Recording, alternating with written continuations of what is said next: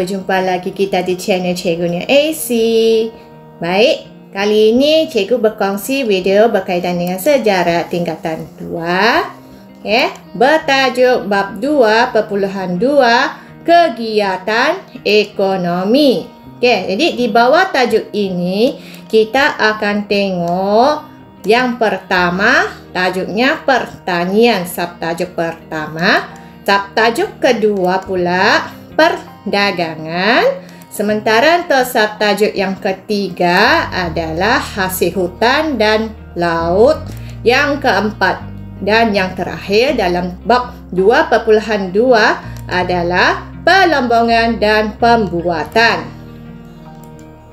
Jadi sebagai pengenalan, sebelum ni kita sudah tengok masyarakat kerajaan alam Melayu memilih pertempatan awal berdekatan dengan sungai. Jadi kalau kita tengok, sungai ini mempunyai peranannya yang tersendiri. Gabungan daripada kedua-dua ini akhirnya menyebabkan kegiatan ekonomi dapat berkembang dengan maju. Ini subtajuk yang pertama di bawah bab 2.2 kegiatan ekonomi, iaitu pertanian. Jadi pertanian ini dijalankan di tanah yang subur. Kemudian ekonomi yang dijalankan ini adalah berbentuk menyarah diri sendiri. Maksudnya di sini mereka bercocok tanam hanya adalah untuk menyarah diri sendiri. Namun demikian, sekiranya terdapat lebihan hasil pertanian akan dipasarkan. Jadi antara contoh hasil pertanian adalah padi, rempah ratus, pisang, tebu, bijan, kekacang, kelapa, sayur-sayuran, buah-buahan dan juga kegiatan mendapatkan kulit kura-kura. Mari kita tengok pertanian yang pertama, iaitu padi. Jadi di bawah padi ini, kalau kita tengok antara kerajaan yang menanam padi adalah kerajaan Funan dan kerajaan Angkor. Jadi kerajaan Funan dan kerajaan Angkor ini terletak di lembah Sungai Mekong, di mana lembah Sungai Mekong ini mempunyai kesuburan tanahnya yang tinggi. Secara tidak langsung ini menggalakkan penanaman padi. Pada masa yang sama, hujan membekarkan air ke tasik besar. Antara tasik besar yang ada adalah Tang Lisap, di mana Tang Lisap ini mengairi kawasan sawah padi.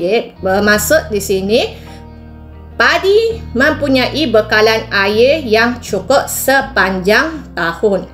Kemudian kalau kita tengok, pemerintah Angkor membina kolam. Jadi tujuan kolam ini adalah untuk menyimpan air, iaitu kolam beril. Ini bermaksud hasil padi ini dapat dituai 3 hingga 4 kali setahun. Secara tidak langsung ini akan dapat menggalakkan penanaman padi. Kemudian untuk kerajaan Champa pula, ketua air di setiap kampung diwujudkan bagi tujuan untuk menyenggara terusan dan daik. Yang kedua yang akan kita tengok adalah kerajaan Majapahit. Jadi kalau kita tengok Sungai Bengawan, Solo dan juga Sungai Berantas berjaya mengekalkan air ke sawah. Pada masa yang sama, pemerintah Majapahit membina sistem pengairan. Ini secara tidak langsung dapat meningkatkan pengeluaran padi sawah. Seterusnya kita tengok kerajaan Sriwijaya, di mana padi merupakan tanaman utama, terutamanya di kawasan pedalaman Palembang yang ditanam di tanah tinggi Pasir Mah dan juga Hulu Musi. Kalau kita tengok, ini bermaksud nasi merupakan makanan ruji penduduk alam Melayu. Seterusnya, selain daripada padi, pertanian yang dijalankan adalah penanaman rempah ratus. Kalau kita tengok, ini adalah bunga cengkeh. Rempah ratus yang kedua yang ditanam di alam Melayu adalah buah pala. Yang ketiga pula adalah lada hitam. Jadi ketiga-tiga ini adalah tanaman rempah ratus yang paling banyak ditanam di Kerajaan Alam Melayu. Okey, seterusnya kita tengok perdagangan, kegiatan ekonomi yang kedua, iaitu kalau kita tengok untuk perdagangan, dia merupakan salah satu sebab tarikan perdagang luar. Pada masa yang sama, kalau kita tengok, Kerajaan Alam Melayu ini mempunyai kedudukan yang strategik, iaitu di laluan perdagangan Timur Barat. Selain dari itu, Kerajaan Alam Melayu juga mempunyai kemudahan pelabuhan seperti bekalan air, tempat tinggal, tempat menyimpan barang dagangan dan juga kawasan berjual beli. Okay, jadi kalau kita tengok secara tidak langsung, ini menggalakkan kedatangan pedagang-pedagang dari luar terutamanya untuk datang ke Kerajaan Alam Melayu untuk berdagang. Okay, jadi dari segi perdagangan kalau kita tengok, ada beberapa kerajaan alam Melayu yang akan kita tengok. Kemudian kita juga akan tengok pedagang-pedagang yang datang dari luar.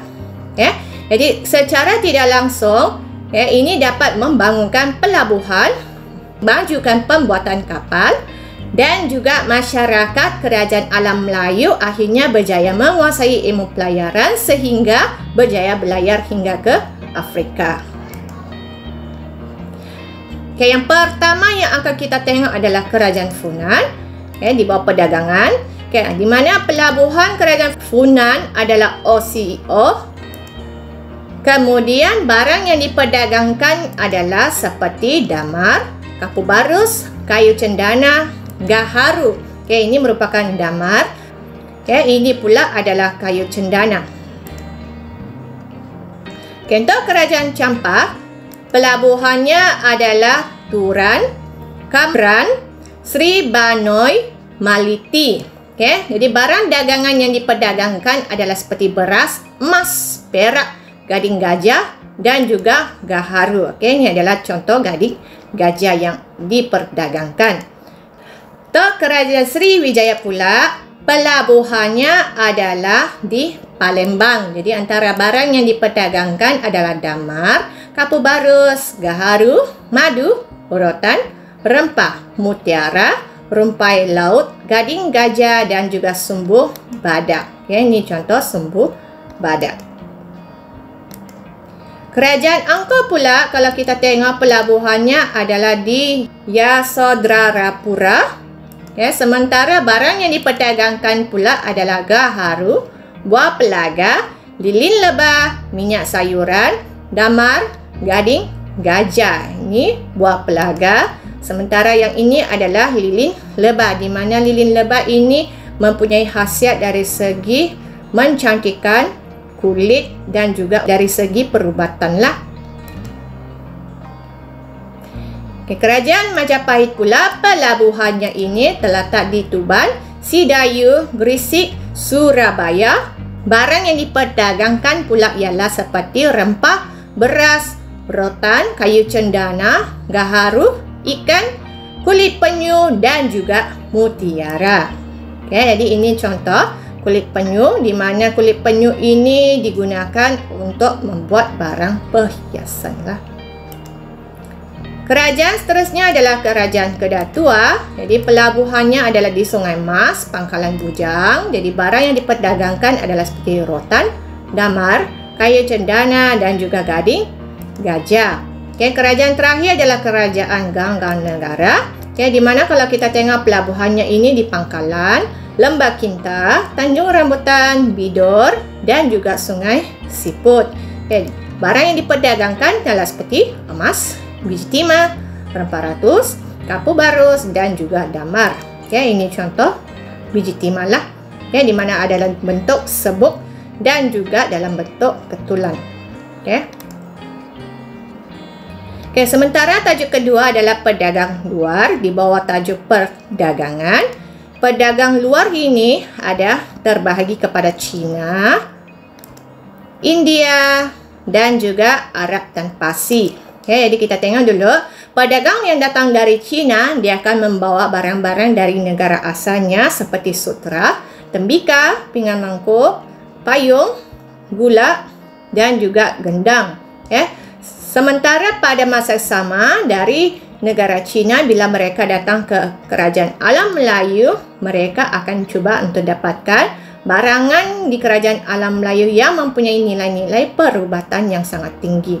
Sementara untuk pedagang yang datang dari India, mereka akan bawa kain kapas, tembikar, pelbagai batu berharga seperti akik dan juga carnelian. Jadi selepas itu mereka akan cuba dapatkan kain sutera yang ada di alam Melayu dari pedagang dari China. Selain dari itu mereka akan cuba dapatkan rempah, gaharu, kayu barus untuk dibawa balik ke negara asal mereka, itu India. Jadi yang terakhir pula pedagang-pedagang Arab dan Parsi. Mereka akan bawa barang-barang tembikar, minyak wangi, barangan kaca dan juga manik. Kemudian mereka akan cuba dapatkan rempah, kayu wangi dari alam Melayu untuk diperdagangkan ke tanah Arab dan juga Rom. Tajuk ketiga adalah hasil hutan dan laut. Jadi kalau kita tengok, kegunaannya adalah untuk diri sendiri. Jadi sekiranya ada lebihan akan diperdagangkan. Kemudian menjadi kawasan perdagangan. Jadi daripada sedikit, lama-lama kemudian menggalakkan kedatangan para pedagang ke kerajaan alam Melayu dan akhirnya menjadi kawasan perdagangan. Di antara hasil hutan adalah seperti gaharu, sarang burung, rotan, kayu barus. Sementara untuk hasil laut pula adalah gamat, rumpai laut dan juga mutiara. Jadi kita akan tengok dulu hasil hutan. Ini adalah kayu gaharu, di mana fungsinya adalah sebagai bahan pewangi dan juga tujuan perubatan dan boleh didapati di hutan Sungai Mekong, Tanah Melayu dan juga Sumatera. Yang kedua adalah sarang burung, di mana bertujuan untuk kesihatan dan perubatan dan boleh didapati di utara Pulau Borneo. Yang ketiga, ini adalah rotan. Jadi rotan ini tujuannya adalah digunakan untuk bahan binaan dan sebagai barang kraft tangan dan boleh didapati di seluruh alam Melayu. Yang keempat adalah kapu barus, di mana kalau kita tengok dia adalah sejenis bahan pewangi dan boleh didapati di Sumatera dan Borneo. Untuk hasil laut pula, yang pertama yang akan kita tengok adalah gamat. Di gamat ni merupakan bahan makanan pada masa yang sama menjadi bahan perubatan. Yang kedua adalah rumpai laut, di mana rumpai laut ini digunakan sebagai bahan makanan. Yang ketiga pula adalah mutiara. Jadi kalau kita tengok mutiara ini sebagai bahan perhiasan. Baik, seterusnya kita tengok tajuk pelombongan dan pembuatan, di mana kalau kita tengok untuk pelombongan, cara melombong untuk masyarakat kerajaan alam Melayu ni adalah cara tradisional, iaitu mendulang secara kecil-kecilan, di mana kalau kita tengok pelombongannya adalah pelombongan emas, perak dan juga biji besi.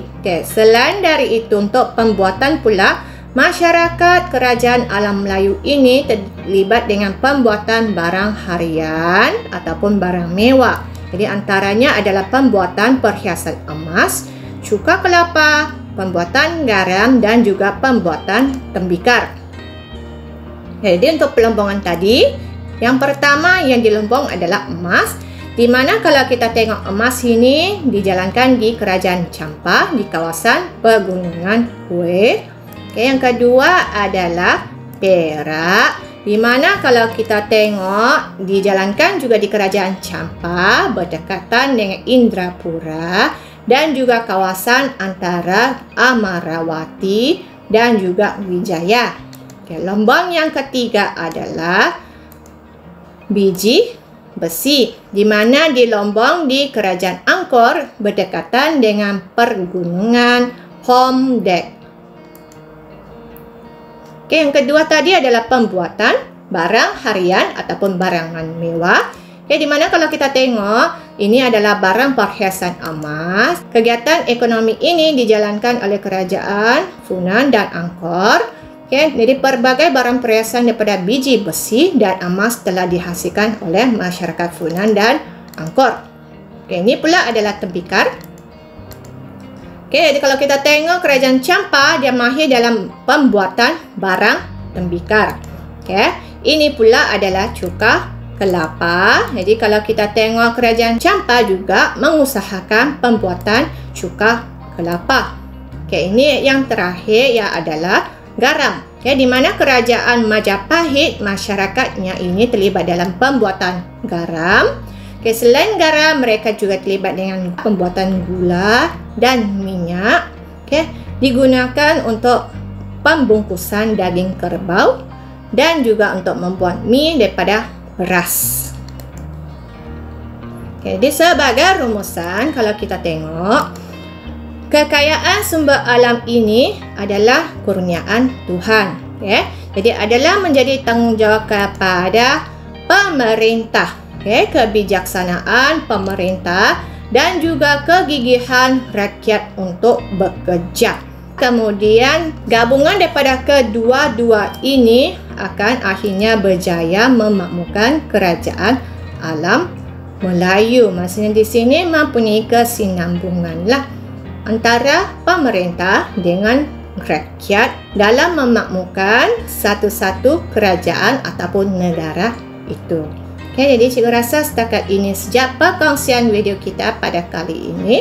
Semoga dapat memberikan manfaat pada anda semua. Sekiranya anda suka dengan video ini, jangan lupa kongsi dengan rakan-rakan anda. Semoga dengan perkongsian itu akan dapat memberikan kebaikan kepada anda. Terima kasih kerana menonton. Bye.